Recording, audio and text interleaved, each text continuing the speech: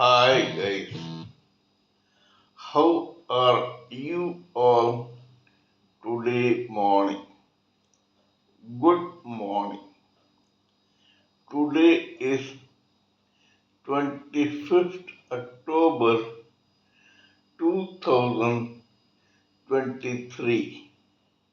My name is T.S.V. Raghavan and I live in Chennai, Tamil Nadu, India. This is my spiritual vlog on YouTube.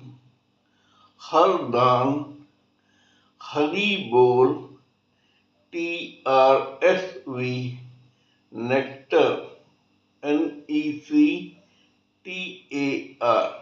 Nectar.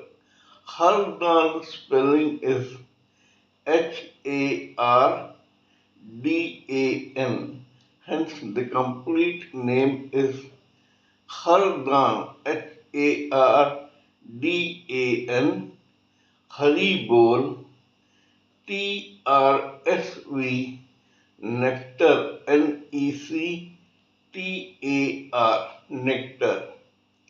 In this particular vlog, in all my previous videos, we have been trying to discuss about the knowledge and information that we have gleaned through the study of spiritual books, scriptures, contemplation on the material universe, and meditation on the spiritual universe. This particular video in this vlog is no exception to that rule. In fact, it is a mere continuation of all that we have been doing in all my previous videos.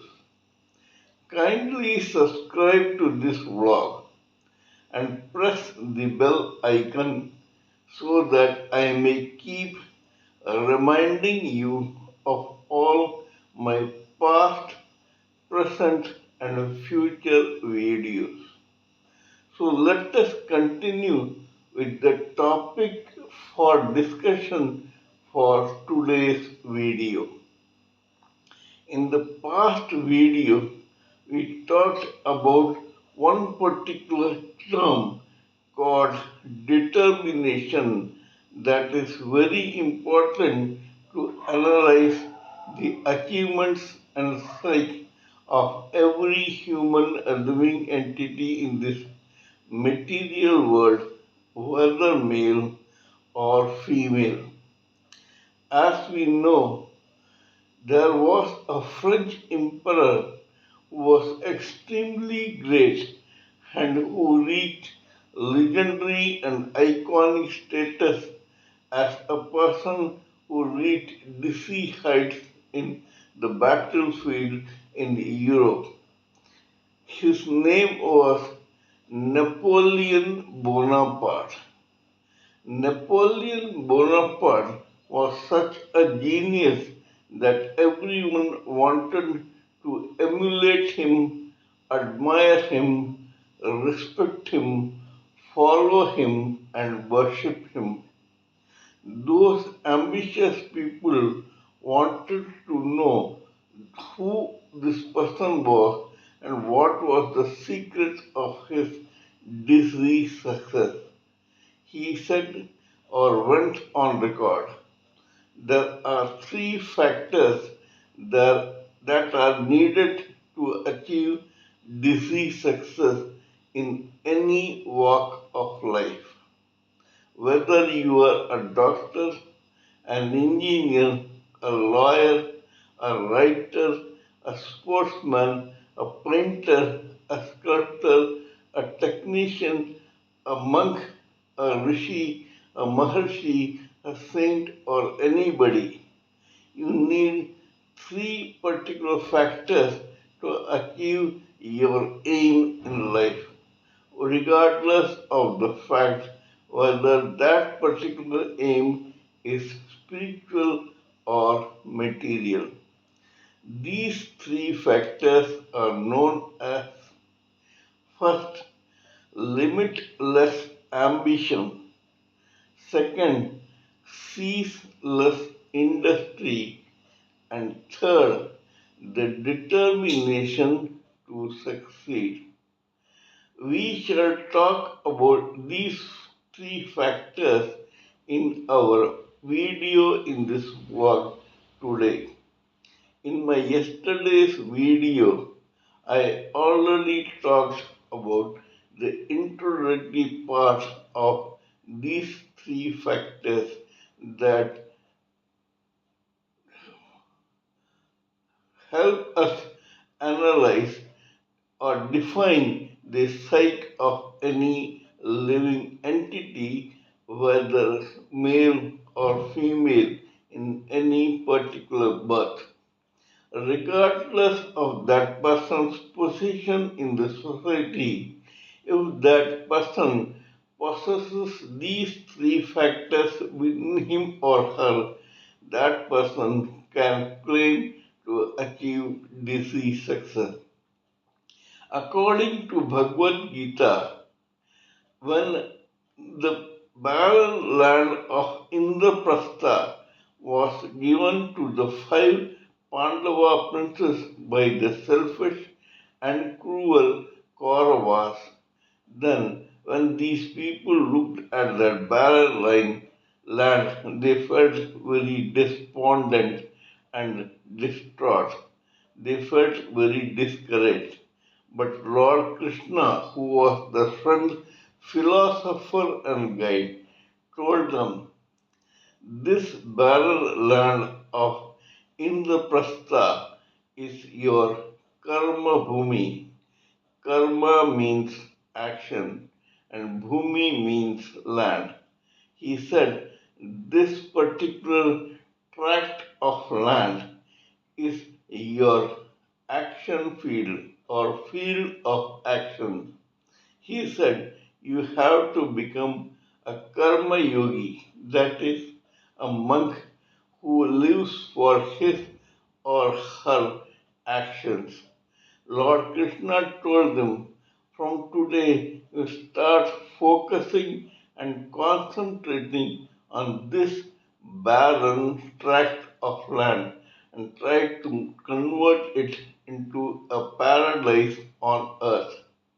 The five Pandava princes did accordingly, and then a day came when everyone accepted or acknowledged that Indraprastha was almost equal to or even bigger than Hastinapur, the original kingdom of the Kauravas.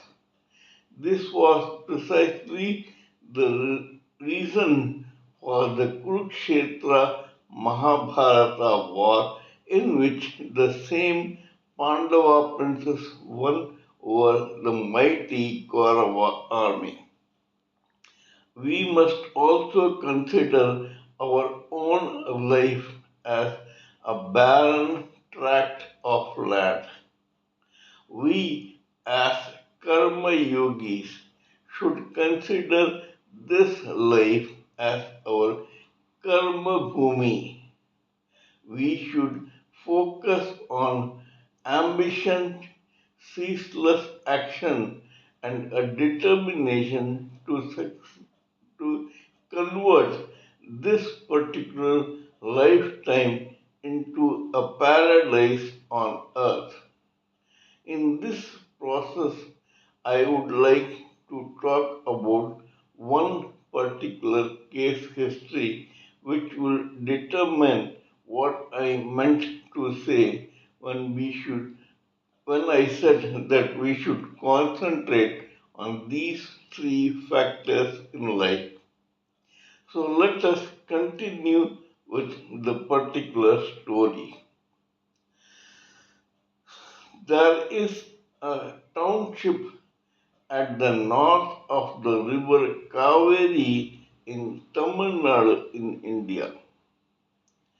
Tamil Nadu in India was at that time the Madras province under the British colonial rule.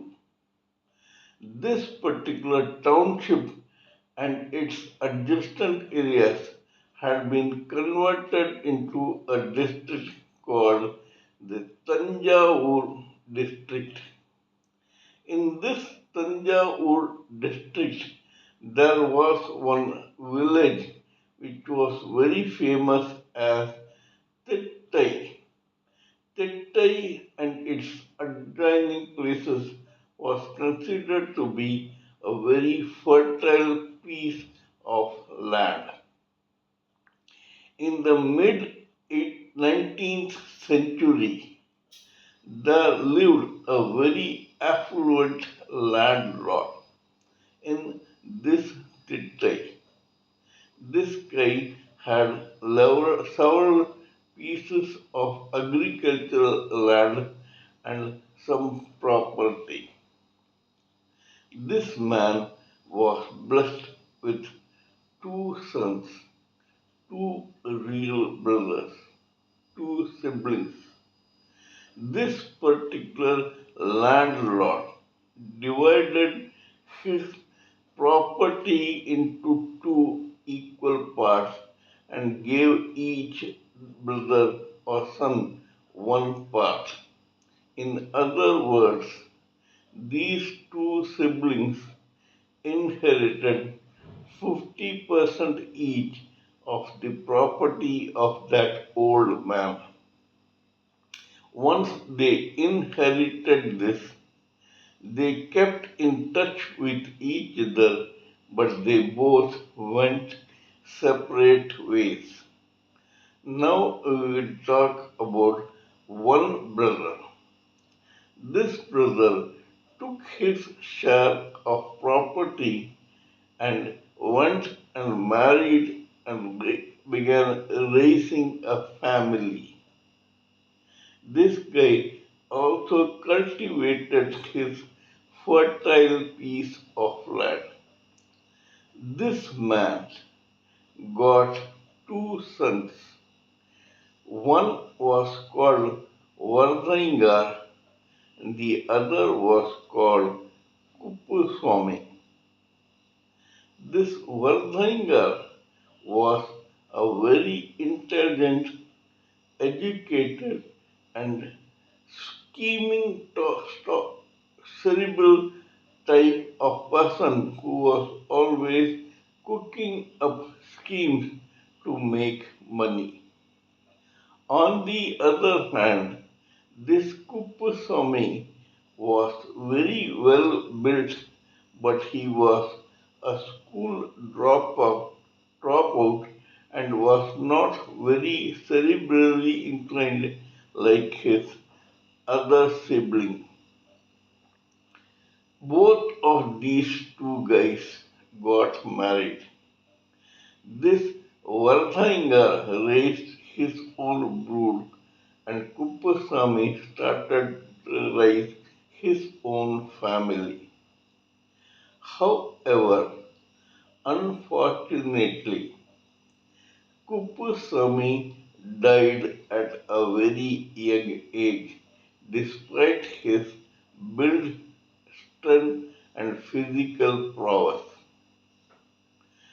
Kuppuswamy's young wife and their only child came under the protection of Vardhangar. Vardhangal graciously accepted them into his own fold and began helping them come up in life. However, because he was cooking up schemes to make money, he decided to put one such scheme into force. As Kuppuswamy was already dead, hence his share of property also came to Vardhanga. Vardhanga started using that share of property to start his own cooperative bank cum society for the sake of the community around him which had come into his own fold. Walsinger was extremely intelligent and capable, but fortunately or unfortunately, luck was not on his side. Probably it was his own prarabdha karma that intervened in his becoming successful as a cooperative society and bank owner or administrator. Slowly, whatever money this man had invested in the cooperative society began dwindling steadily, sorry, dwindling steadily. So much so that it did not take long before Worthington decided to put, pitch his own share of property into the sacrificial fire that was this cooperative society. However, the luck was not in his side even now. This man lost the property of his brother as well as his own. This took time, but it happened slowly but steadily. So much so that Mr. Wardinger, who had a large brood of his own and who had to protect his own brother's family, came to such a dire strait that his own sons had to go for jobs in that area. Some of them went and got government jobs, and the others became technicians, clerks, etc., in various departments, both in the area called Tanjavur and the city called Madras, which is now Chennai and which is the capital of Tamil Nadu. Meanwhile, the other brother also got married and he began raising his own family. This particular brother, who was one of the inheritors of 50% of the property of his father, gave birth to a couple of daughters and one son. This son was nicknamed Raja. Now, what happened was this family was not as educated, erudite, or cerebrally inclined as Mr. Varalinga. However, though they ate humble pie at that time, probably destiny was smiling at them in bits and pieces. Theirs was also somewhat of a star-crossed destiny. This guy also one day expired. That is, this real brother of the other expired one day. His own brother had also expired. Thus, that generation had come to an end. Now, the generation which had these daughters and Raja on one side and Vararangar and Kuppaswamy on the other had survived to take care of their own respective lives. When this brother expired, he left his property in charge of his own wife, his daughters, and his only son, Raja. The daughters, unlike Kuppuswamy, who was Vardhanga's brother, were extremely skilled, talented, and intelligent. Kuppuswamy, the brother of the other brother's son, Vardhangar, was only physically strong. It came to the shoulders of Vardhangar to start and run his own enterprise. But not so with this particular family of the other brother. These daughters, along with their mother, were so intelligent and skilled and talented that they began manufacturing as a cottage industry some fragrant materials, scents, etc.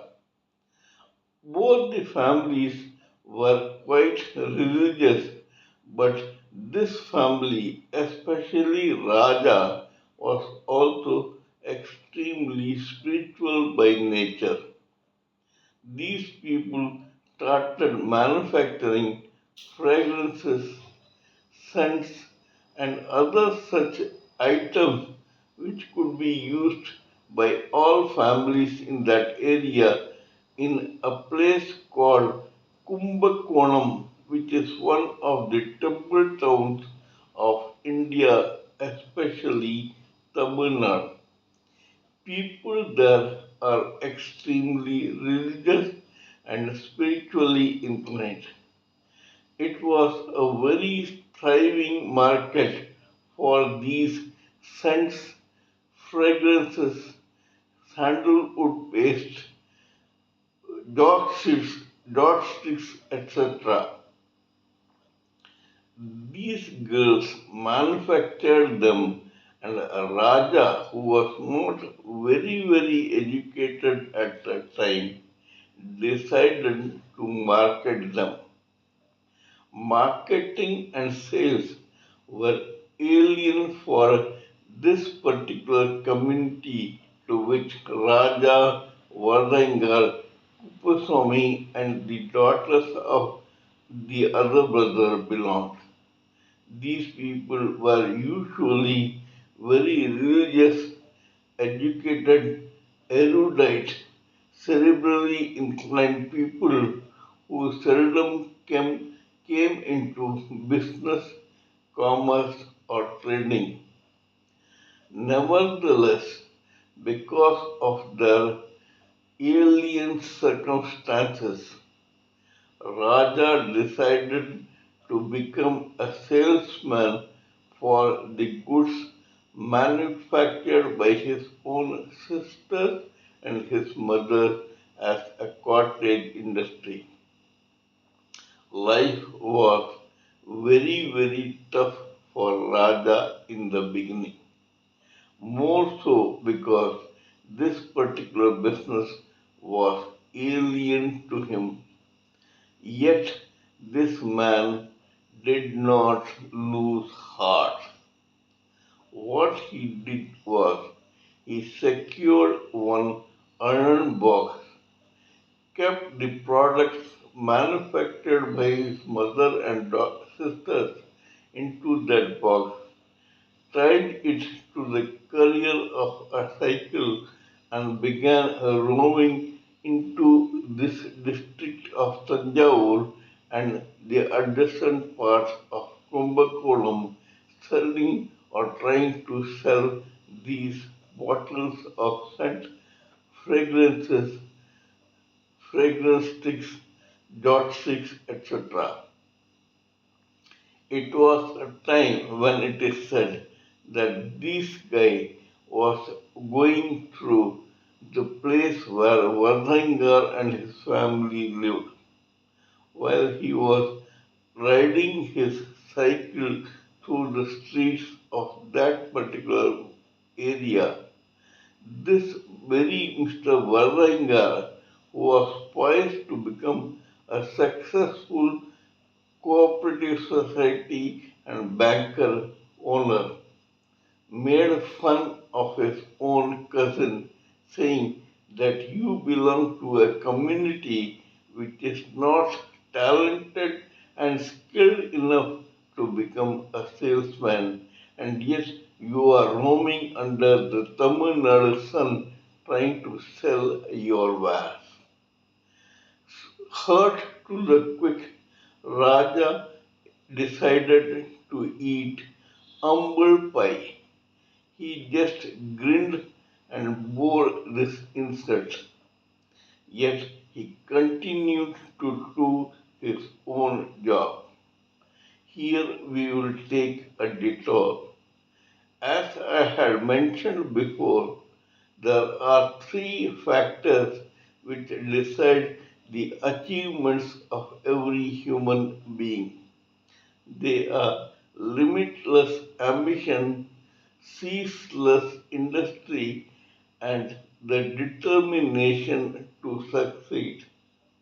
Raja took his own life as Indraprastha, the Karma Bhumi, and himself as a Karma Yogi.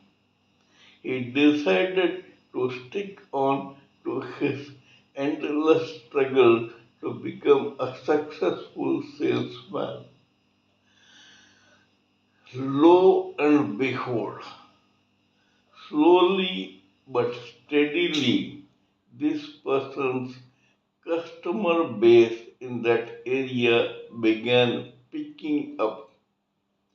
When this guy went door to door trying to sell his own wares, new ideas developed, and this guy began selling them even in those temples in the temple town of Tanjavur and Kumbakonam.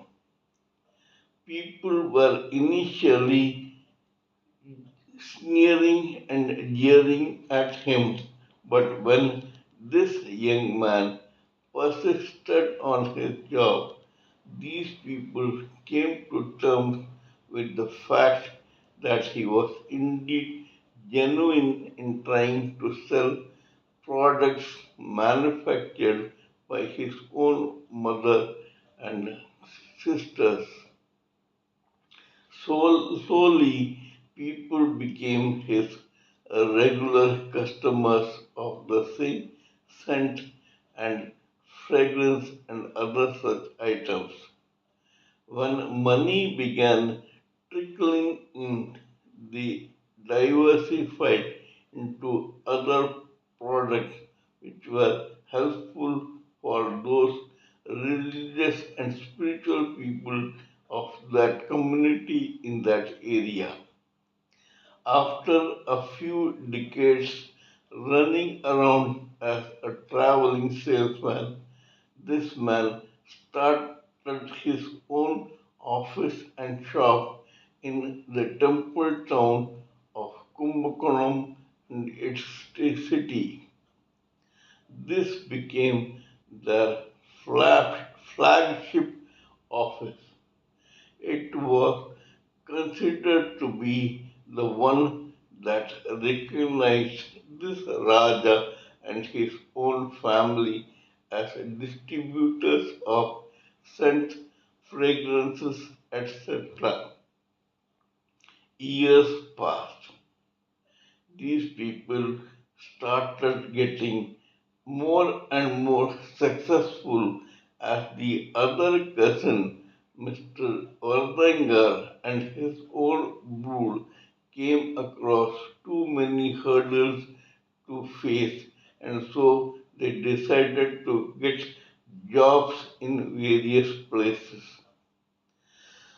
Raja established his own business successfully as a distributor, manufacturer, seller, and marketer of fragrances, scent, etc., and other materials that had a very good customer base in that particular district of Tanjavur and the neighboring Kumbakonam temple town.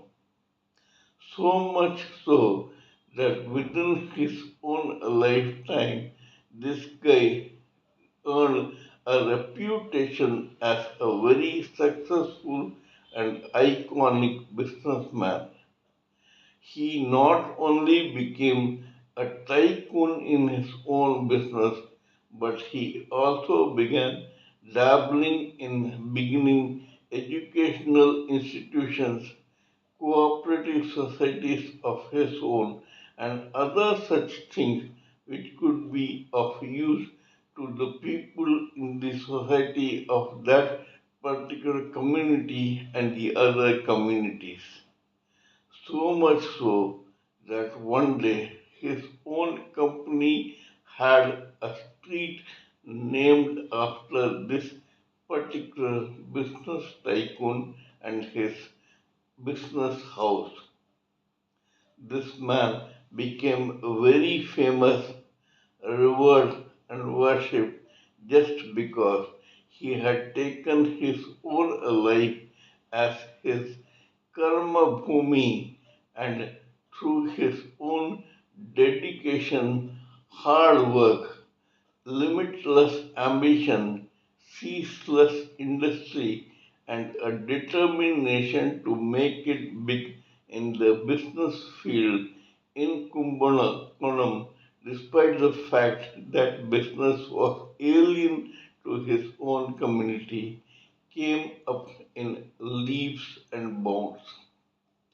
Today, this Mr. Raja's descendants of several generations, that is, his own sons, grandsons, and great grandsons, are still running this extremely successful business in Kumbakonam. This particular temple town is identified by their own family and the street that has been named after them. The descendants of Varnaingar also got educated, but they had to leave this area to get jobs elsewhere in the country and abroad. They are also reasonably well settled, but their family is no business house, just like that of this cousin of their own. This shows that even if you belong to the same community or family, and even though you may be more educated or talented in the beginning, you should never ever take the lives, struggles, strifes, and roadblocks of your own people, whether they belong to your community, family, or to some other community or family, lightly and make fun of it. You must never ever make fun of anyone who is not so privileged as you are in the beginning. You don't know when destiny will smile at him and frown at you. You must always have humility and humbleness to accept the position or the stature of every human being in the society as equally important, because what is happening to him or her today may happen to you also tomorrow or day after. This is one life story which tells us how important it is for all of us to consider our life as a karma bhumi, just like in the prastha of the Pandavas. Even the Supreme Personality of Godhead, Lord Krishna, has gone on record saying that take this barren land as your karma bhumi and become a karma yogi yourself so that you may do as much as is within your capability to make your life a success and become an example for other people to emulate in the generations to come. As Dr. Abdul Kalam Azad, the legendary and iconic scientist of nuclear physics and atom bombs, declared once, it is not a crime to be born poor, but it is certainly a crime to die poor. Poor does not mean just financial success. Poverty need not be just financial one. It could be poverty of intelligence, experience, maturity, education, goodwill, creditworthiness, trustworthiness, and the appreciation of the society of your own existence here in a particular lifetime. People must always remember you as one person who came here in a lifetime and tried, at least tried, to achieve something. Whatever you try today will have its positive results if you think and act positively. Even if you're not able to get complete achievements of your own endeavors in this lifetime, the Sanchit karma of your own living entity will be stored in your superconscious memory to become a prarabdha karma in your next birth. This is all I wanted to say in this particular video. Kindly let me know what you think of my talk on this particular matter.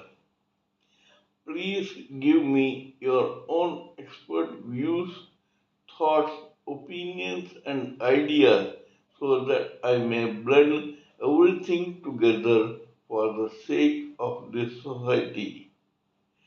Before concluding, let me inform you that I am also a published author with Amazon Kindle and paperback. I write on spiritualism, fiction, and assorted subjects. Spiritualism happens to be my favorite subject. Till we meet in my next video, it is good morning from TSV Raghavan.